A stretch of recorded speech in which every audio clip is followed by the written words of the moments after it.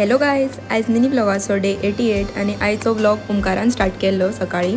तो सकाळी उठलो आणि पहिले आळूचे पान घेतले तेणी आणि नागोबा हाडपाक गेलो, कित्याक आयज नागपंचमी. तुमकां सगळ्यांक हॅप्पी नागपंचमी. तेणी आमचो नाग बी सिलेक्ट केलो आणि नेमको त्याच टायमार पावस येयलो. सत्री व्हरोंक नासली, युनिफॉर्म भिजतलो, त्या कारणाक मातसो थंय रावलो आणि मागीर आख्खो फूल नागोबा कवर करून तो घरा घेवन येयलो. मागीर त्याच्या कॉलेजचो टायम जालो म्हणून तो गेलो कॉलेजीक. मागीर सगळी तयारी जाल्या उपरांत दादान नागाक पुजेक लायलो आणि बरो फुलांनी सजयलो.